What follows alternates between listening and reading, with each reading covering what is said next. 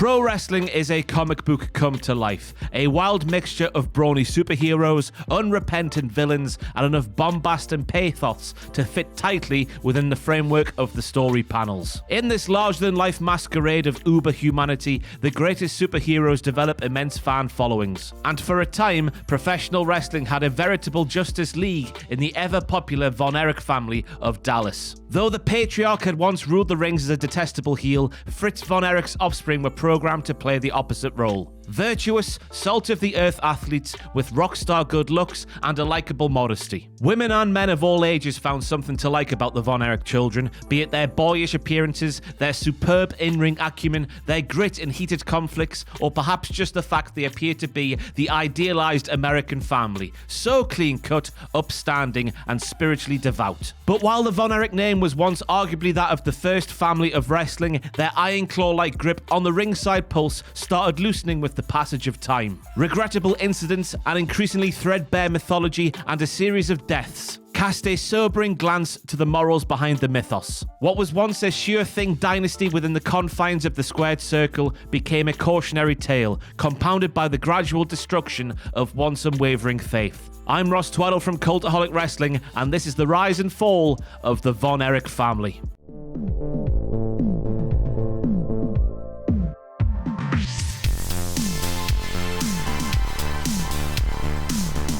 Jack Barton Adkisson was born on the 16th of August 1929 in Jewett, Texas, more than an hour and a half south of Dallas. Before his 21st birthday, Adkisson, an athletic hopeful at Southern Methodist University, had gotten married to Doris, his wife of the next 40 plus years. Fritz and Doris brought 6 sons into the world, beginning in 1952 with the birth of Jack Jr. Unfortunately, Jack passed away at just 6 years of age, drowning in a puddle after touching a live wire. When Jack Jr. was still young, Sr. ventured to Canada to try out for the Canadian Football League. While it didn't work out, Adkisson did make the acquaintance of one Stu Hart, pro wrestling extraordinaire and the promoter of what's best known today as Stampede Wrestling. Adkisson certainly wasn't the first nor last gridiron football player to transition into professional wrestling, but few footballers had ever taken on the gimmick Adkisson had upon entering the biz. Around 1959, Adkisson was redubbed Fritz von Erich, an evil German meant to conjure up thoughts of the since overthrown Third Reich. In a post-war North America, it wasn't uncommon for wrestlers of any ethnicity to trade on the nationalities of countries still considered the enemy. The Axis powers may have crumbled in the real world, but they were still very much a nuisance in the wacky realm of wrestling. As Fritz, Adkisson teamed with Walter Sieber, Canadian-born son of a German immigrant, who was playing a similar character. Sieber amended his handle to become Waldo von Erich, the kayfabe brother to Fritz, and the two rode the inevitable wave of audience resentment to great success as top barnstorming villains. Following Jack Jr.'s death, Fritz and Waldo slowly began to go their separate ways, in part due to Fritz's resistance to travel to the East Coast. As a solo star, Fritz remained a headlining heel, winning the AWA World title from Vern Gagne in 1963. He also challenged for the NWA World title, but was unsuccessful, even bowing out of the St. Louis territory in 1967 after failing to capture the gold from champion Gene Knitsky. In 1966, after falling out with Dallas area promoter Ed Mucklemore, Fritz functionally took over the territory by banding together all of the top wrestlers to come to work with him instead. Mucklemore continued to work with Fritz in a rather focal position, at the insistence of St. Louis promoter Sam Mushnick, but passed away in 1969, leaving Fritz as the sole owner of the Dallas group. And like many local promoters that wrestle high on their own cards, the once villainous Fritz was behooved to turn babyface. He kept the Von Erich name, but Fritz did indeed go good, rendering the earlier character Pretense as but a footnote. For the decade or so that followed, Fritz lorded over the Dallas rings as NWA American Heavyweight Champion, battling every nefarious foe that dared to try him in North Texas. By the time Fritz was assuming full control of the Dallas territory, 4 of his other 5 children had been born. Each of those 5 would follow him into the ring with varying levels of success. There was Kevin, born in 1957. David followed a little over 1 year later. Kerry was born in 1960, while Mike followed in 1964. The last of the sons, Chris, was born in the autumn of 1969. Like their father, the Von Erich boys got into athletics. Kevin briefly played football at the collegiate level, while Kerry was a track star, earning a scholarship to the University of Houston on the merits of his championship-caliber discus throw. In the latter half of the 70s, Kevin, David, and Kerry all began their wrestling careers, under the tutelage and the watchful eye of FRITZ. Each of the sons brought their unique traits to the table that distinguished themselves from even each other. The lanky but aerodynamic Kevin often wrestled barefoot, and was identifiable by his quiet, free-spirited confidence. While Kevin possessed a well-defined frame, it paled to that of Kerry's granite-sculpted body, resembling that of the protagonist of some sword and sorcery epic. Add on a flowing mane of golden brown locks and an affable physical charisma, and it's no surprise that female fans adored the Adonis like Kerry. While Kerry had the bulk,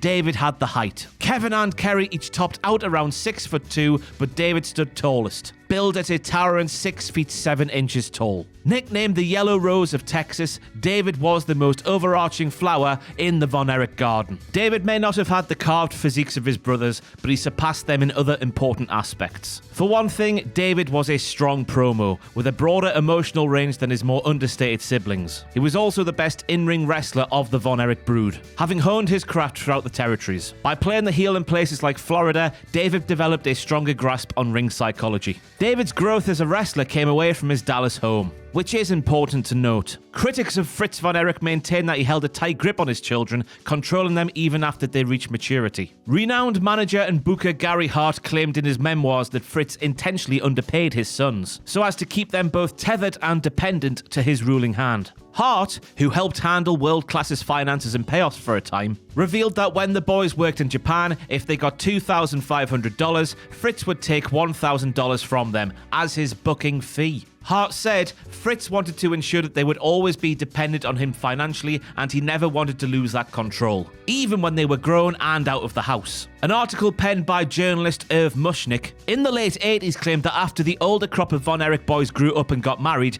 none of them lived much more than a mile away from their childhood home. An individual close with the family noted how strict FRITZ was with his sons, that he ruled the roost with an iron hand. In 1981, David briefly fell out with FRITZ and set out on the road, where he continued his wrestling education away from home. By the time David returned many months later, he was the most astute and prodigious of the Von Erich kids, having picked up seasoning he'd had never gotten had he remained sequestered in his home region. The timing was perfect, because by the time the well-rounded David returned home in mid-1982, his aging father was hanging up the boots. FRITZ Von Erich staged his own retirement show that June at Texas Stadium, defeating young King Kong Bundy in what was meant to be his final match. David, Kevin, and Kerry worked in the two bouts prior to that main event. Months earlier, the Dallas territory that had gone through a handful of name changes settled upon the one that most often defines it today: World Class Championship Wrestling. And World Class was more than just a wrestling territory. It was a revelation for wrestling fans, and an evolution of how the product could look on television. After World Class began a relationship with KXTX, the Christian Broadcasting Network's Dallas affiliate, Fritz's programs became state-of-the-art. Slick production values, the incorporation of contemporary music and video packages, you name it. World Class predated the WWF's Rock and Wrestling Connection by more than 2 years, and elevated the standard for all televised graps. Kerry himself became notable for his entrance theme, Rush's Tom Sawyer, from which he derived his nickname, the Modern Day Warrior. While Vince McMahon forged his national expansion, World Class was syndicated to dozens of US TV markets, and even received clearance on the nationally broadcast ESPN in 1986. But with Fritz retiring in the early 80s, he wasn't going to be the star of this revolutionary cutting-edge TV product. His sons would be. And this was just fine with the fans in Dallas. Perhaps no other territory loved their local heroes the way Dallas revered the Von Erich boys. Bruno was a mythic figure in New York, sure, but he didn't inspire the sort of rock star idolatry that was afforded to David, Kevin, and Kerry. Whenever any or all of the brothers stormed to the ring at Dallas's Sportatorium, or the Reunion Arena, or the cavernous Texas Stadium, they were routinely rushed by throngs of screaming supporters, all seeking a brush with their heroes. These Von Erichs were the Beatles in tights. FRITZ. A crucial part of the Von Erich allure was their perceived innocence. Outside of David's prideful exuberance, the boys all came off as clean-cut and mostly wholesome, only resorting to aggressive behavior whenever they had to fend off some evildoer between the ropes. There was also a religious component to the Von Erichs and World Class. Fritz became a born-again Christian in the mid-70s, a combination of being moved by a particular sermon he'd heard, followed by a divine voice guiding him to Psalms 23. After pulling his car off the interstate one day to consider his sins, Fritz continued his religious awakening. Over the year that followed, Fritz appeared on local TV programs as well as Pat Robertson's The 700 Club to share his experiences and faith. World-class programs would even feature an official chaplain in the form of Reverend Gary Holder. Fritz's local celebrity and his television connections are what got World Class linked up to the Christian Broadcasting Network and allowed for his wrestling show to gain a deeper syndication reach across the United States. The glossy-looking programs and colourful cast of characters turned World Class into one of the hottest territories in the country in the early 80s. At the epicenter of all the hoopla were Fritz's sons, positioned as the stars of the show. None of the boys needed a gimmick outside of their basic humanity. These were good old Texas boys fighting for God and country, with legions of adoring fans eating out of the palms of their hands. To fight the Von Erichs was to fight all of Dallas, and the odds weren't in the bad guys' favor. Among the impressive gaggle of imported evils that warred with the Von Erichs, their most famed rivals were the Freebirds, Michael P.S. Hayes, Terry Gordy, and Buddy Roberts. Originally, Kerry had befriended the eccentric trio from Atlanta, and that union looked like it was going to benefit Kerry on Christmas night in 1982. It was in front of 12,000 fans at Dallas's Reunion Arena that Kerry was to challenge Ric Flair for the NWA World Heavyweight title, inside of a steel cage, which accounted for the first ever $100,000 pro wrestling gate in the state of Texas. After a series of contested finishes between the two over the prior months, the cage was brought in to definitively settle the score. A fan vote was conducted to determine the guest referee for the bout, and it so happened that Hayes got the nod, seemingly giving hometown Kerry an advantage. To the Dallas faithful, it appeared the greatest gift of all would be unwrapped at the end of Christmas Day. Kerry Von Erich winning the NWA World title in front of 12,000 of his friends and neighbors. What they actually got was the impetus for the territory's all-time greatest feud. Late in the heated match, Kerry sufficiently wore down Flair with the iron claw he'd inherited from his old man. A rope break saved Flair temporarily, but not for long. Soon after, a giddy Hayes knocked the wounded Flair out and implored Kerry to take the win. Righteous Kerry, however, refused to win the world title in such a manner. An irate Hayes went to leave the cage, and when Kerry tried to stop him, Gordy, who had been present at ringside, slammed the door on Kerry's head, knocking him out and costing him the match. Years of lucrative animosity between the Von Erichs and the Freebirds followed, in front of sold-out houses filled to capacity with Von Erich backers. Regional battle lines were drawn between the Texas-bred good guys and the devilish gang from Georgia. The trios exchanged the Texas version of the NWA World Six-Man Tag Team titles throughout the first half of the 80s, while the boiling hot feud also grew to include members of Skandar Akbar's Devastation Inc. So many antagonists occupied the world-class scene, while Fritz's boys withstood the many blitzes. Business boomed, crowds filled large venues, and the humble sons of Dallas continued to be the undisputed stars. And the star turns were due to continue. While Kerry fell short in his bid to win the NWA World title, one of his brothers was all but being fitted to wear the belt in the not-too-distant future. And then tragedy struck. Fritz Von Erich was still a big part of the NWA machine, and his voice carried a lot of weight. He pushed for David to win the NWA title, a belt that he reportedly regretted never having won himself. Fritz wasn't the only bigwig with interest in seeing David tote the 10 pounds of gold, as the committee seemed to have plans to crown David sometime in the near future. In February of 1984, to continue his improvement inside the ring while also building his name outside of the US, David embarked on a tour with All Japan. On February the 10th, David wasn't present in the hotel lobby in Tokyo as the troupe was heading out on the first booking. Several individuals then went to David's hotel room and found him dead on the floor.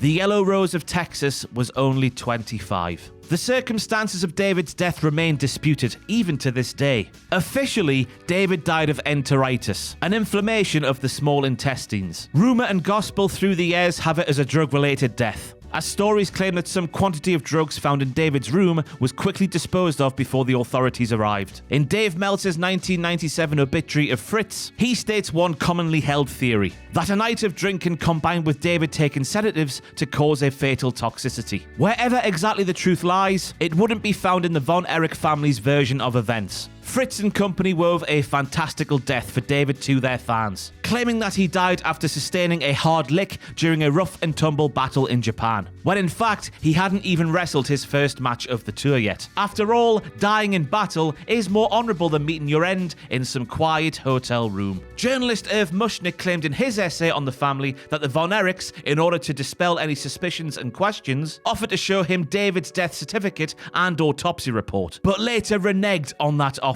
Pro wrestling has always been about myth-making and storytelling, but through this public spinning of David's demise, Fritz was playing a dangerous game with the trust of his audience, and it wouldn't be the last time he did so. For now, businessman Fritz had the unenviable task of filling the void left by David. A world champion level star with talent beyond his years doesn't replace easy. In the short term, a feel-good moment was conscripted. In the name of his fallen brother, Kerry would step up to the plate and challenge Flair for the NWA World title on May the 6th, 1984 at Texas Stadium. The supercard was dubbed the Von Erich Memorial Parade of Champions. Kerry's date with Destiny drew over 32,000 spectators and a box office slightly north of $400,000. For the occasion, Fritz broke his retirement to team with his sons Kevin and Mike, who had turned pro in 1983, against the Freebirds in the semi-main. But while Fritz was local royalty, all eyes were on Kerry making good on his golden opportunity, while David watched from above. Flair may have been the 60-minute man, but he needed little more than 11 minutes to cede the championship to Kerry,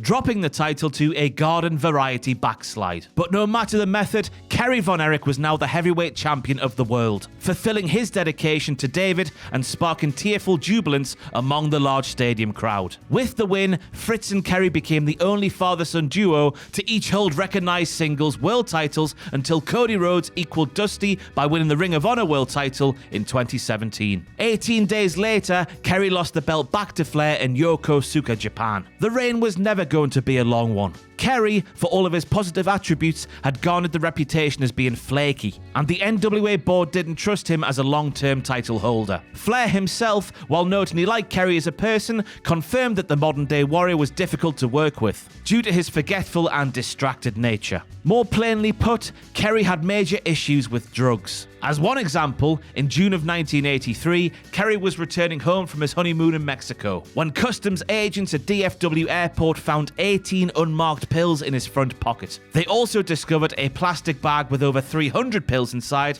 of his pants, the majority of which were painkillers like Percodan and codeine. To preserve the family name and image, Kerry went on world-class television to implore fans not to believe the stories they hear. There was also a vague storyline implication that the Freebirds had tried to frame Kerry, their on-screen rival. Many months of wrangling outside of the public eye resulted in all charges against Kerry being dropped. Kerry's issues and reputation may have made him a liability as a long-term champion, but for all his foibles, he was at least widely accepted in the role of star wrestler. One of his younger brothers didn't fit that bill so easily. Mike Von Erich had been wrestling for just shy of 1 year at the time of David's death, the fourth of the Von Erich boys to lace up his boots. But while Kevin, David and Kerry each possessed qualities that justified their standings as main event players, all Mike had was a famous surname. The shy and earnest Mike lacked any semblance of next-level wrestling skill. It also didn't help that he lacked a star look, more resembling a bandier, undersized version of David. Compared to the muscle-bound Kerry and suitably fit Kevin, Mike looked like exactly what he was, their little brother.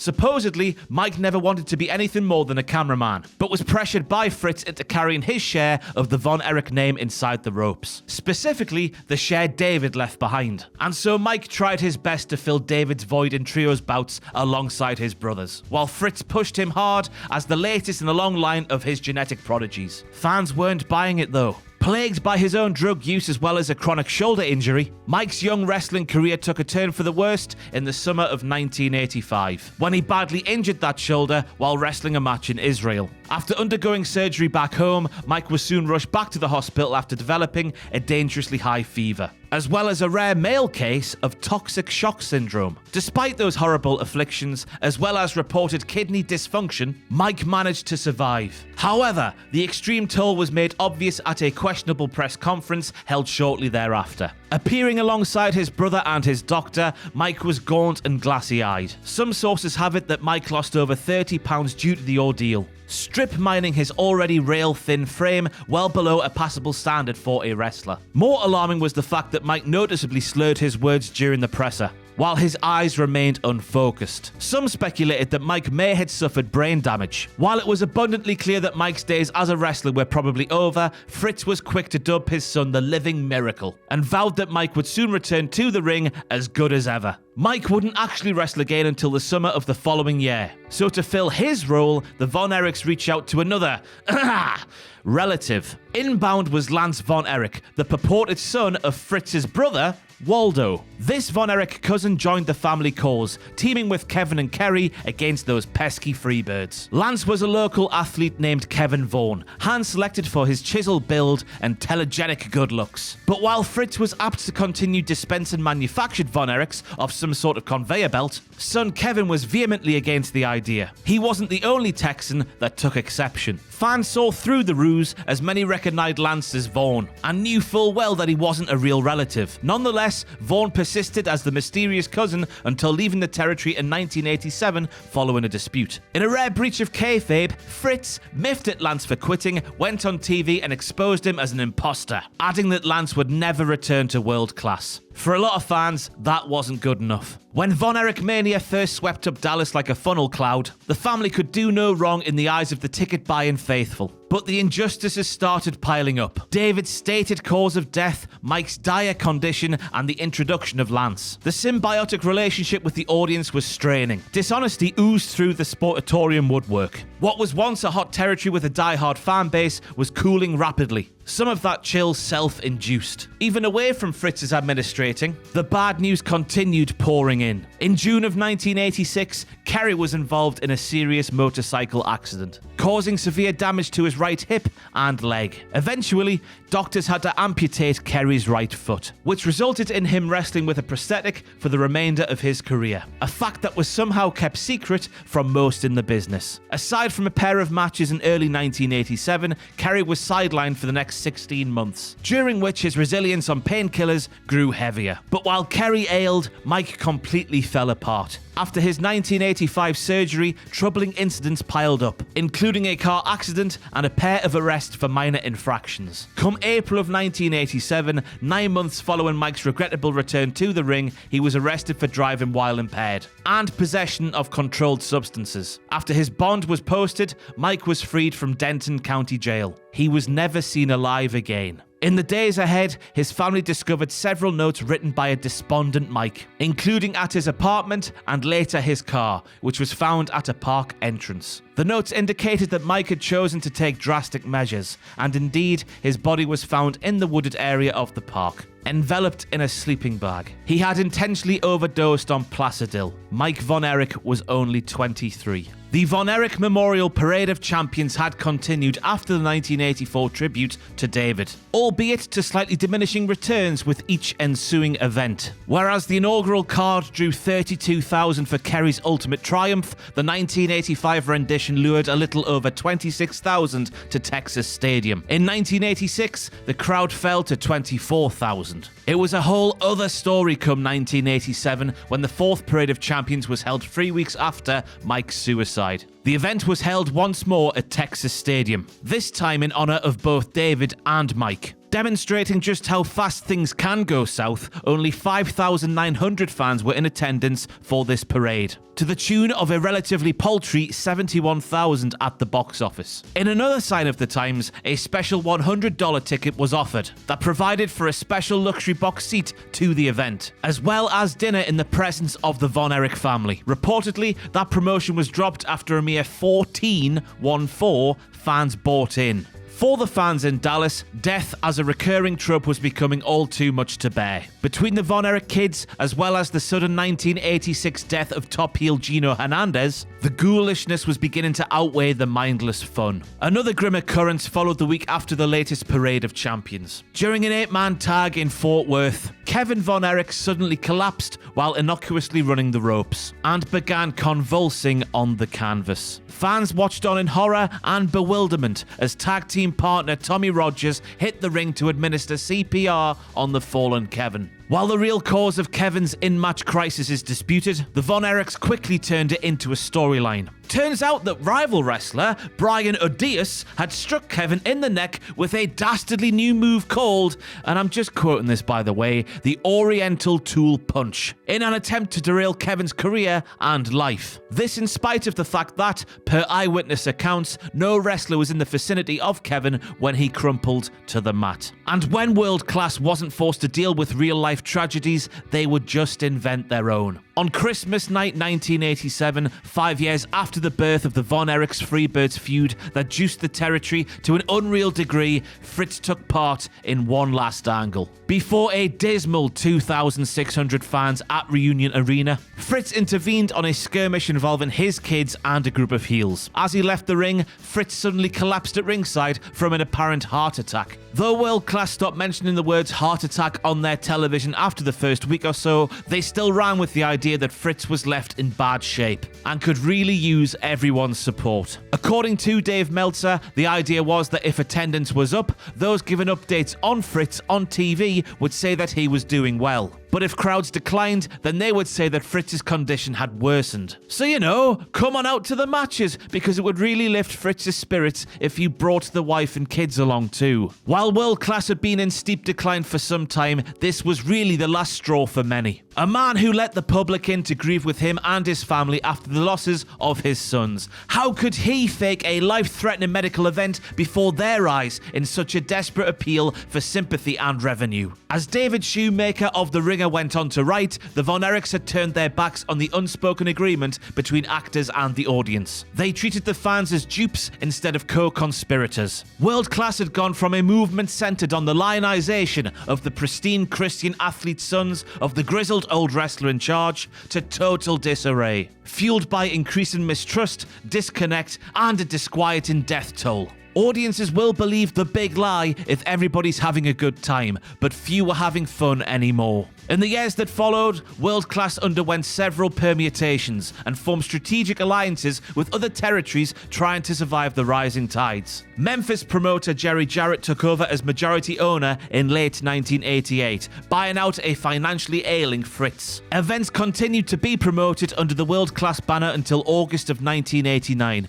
when Dallas was fully absorbed into Memphis's United States Wrestling Association. Kevin attempted to bring World Class back in the autumn of 1990, but the revival was short-lived. Over its final years, World Class had the dubious distinction of winning the Wrestling Observer's annual award for most disgusting promotional tactic 4 years in a row. 1985 went to the exploitation of the clearly unwell Mike Von Erich, while 1986's award went to an actual on-screen comparison between the real-life death of Gino Hernandez and the storyline blinding of his nemesis, Chris Adams. Exploiting Mike's death took the 1987 honor, while Fritz's fake heart attack carried over enough into 1988 to win for that year. World Class may have been gone, but things would continue to get worse for the Von Erichs. To this point, we seldom mention the youngest Von Erich's son, Chris. After occasionally getting involved in the odd angle as a teenager, Chris turned pro in 1990. Though he reportedly had the most love for wrestling out of all of his brothers, he was unfortunately the least physically equipped to handle the sport. Undersized at 5 feet 5 inches tall and compromised by several medical ailments, including asthma as well as brittle bones caused by taking prednisone, Chris wasn't going to make it long-term inside the ring. Though fans cheered on the underdog kid brother in tag team outings, he sometimes broke bones doing routine moves. An inability to follow in his brother's footsteps left Chris distraught. In September of 1991, Chris Von Erich took his own life, shooting himself in the head on the family farm weeks before his 22nd birthday. At the time of Chris's death, Kerry was more than halfway into his run with the WWF, where he was redubbed the Texas Tornado. Though Kerry briefly held the Intercontinental title in 1990, he went adrift after losing it, existing as little more than a recognizable face in the star-studded mid-card of the early 90s. Kerry's problems persisted. In February of 1992, he was arrested for trying to forge painkiller prescriptions, for which he eventually received 10 years of probation. That spring, Kerry and his wife Kathy divorced after nearly 9 years of marriage. After a lengthy rehab stay, Kerry briefly returned to the WWF fold, but was let go during the summer months. By that time, the company believed there was nothing more they could do to help him. In January of 1993, Kerry was arrested once more, this time for cocaine possession. A violation of the terms of his probation, Kerry was now facing a likely prison sentence, having run out of bailouts. On February the 18th, one day after he was indicted on the possession charges, Kerry went to his father's ranch and told his dad he was going to do some thinking. Hours later, FRITZ found the body of his son. Kerry had shot himself in the chest. He had just turned 33. Largely a recluse and selling off his shares of World Class, FRITZ had experienced the deaths of 5 of his 6 sons. Wife Doris divorced him months earlier, reportedly blaming him for the disintegration of the family. In the summer of 1997, FRITZ was hospitalized after a mild stroke. While there, doctors found that he had cancer that started in his lungs and had spread to his brain. Little more than 6 weeks later, in the summer of 1997, the patriarch of the Von Erich wrestling family died from the cancer, aged 68. The Von Erich name would eventually be revived in professional wrestling. Kerry's daughter Lacey briefly wrestled for Impact, while Kevin's sons Ross and Marshall have done well for themselves in MLW. On many occasions, Kevin has cornered for his sons, earning cheers for his occasional employment of the Iron Claw to neutralize any heels that dare interfere against his kids. Of the wrestling Von Erichs, Kevin is the sole survivor from the first 2 generations. By the early 90s, Kevin started to distance himself from wrestling and was all but retired before the end of 1995. In 2009, the Von Erich clan was inducted into WWE's Hall of Fame, with Kevin there to collect the hardware on behalf of his fallen blood. Among the many reflections Kevin has offered publicly in the intervening years, the most gut-wrenching was when he said, "I used to have 5 brothers, now I'm not even a brother." Many a story of a once hot entertainment empire has followed that familiar trend. Unquestioning hysteria and mania during the dizzying good times, the gradual trickle of unpleasantries at or around the peak, followed by a swift fall from grace. And finally, a sobering examination of the entire lifespan to try and pinpoint when, where, and why the train started going off the tracks. The post-mortem on the Von Erich wrestling phenomenon of the 80s has been plenty sobering. There are many contradictions to be found between the handcrafted mythos and the staggering reality. They were rebellious rock gods that asked how high when their father said jump. They were the faces of the timely moral crusade who discreetly indulged in vices. They were invincible heroes that dealt with unimaginable pain, and they were immortals, almost all of whom tragically died young.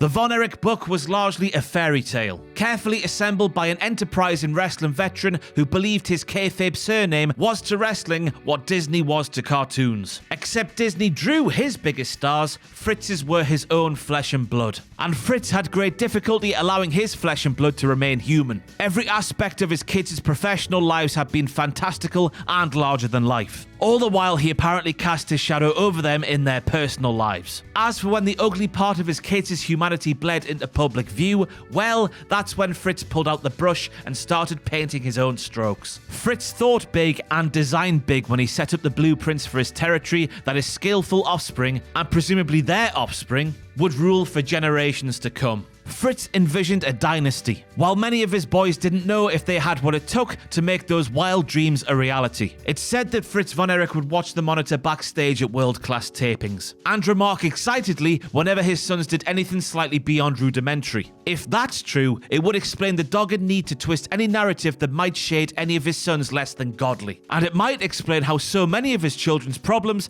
escalated with seemingly minimal intervention. Stories abound of one of his kids being arrested, and and Fritz sweeping it under the rug, while giving the cops hell for daring to arrest one of his boys. As Ric Flair later stated, Fritz just wouldn't accept the reality of Kerry and his brother's personal problems. As the booker and world builder, Fritz could spin tragedy and turmoil into story fodder at the drop of a hat. In contrast, by the time Kerry was coming undone in 1992, Fritz was calling the WWF offices, pleading the company help his vulnerable son with rehab. By that time, Fritz no longer had a wrestling empire to protect. Today, the earlier generations of Von Erichs are viewed through two distinct lenses.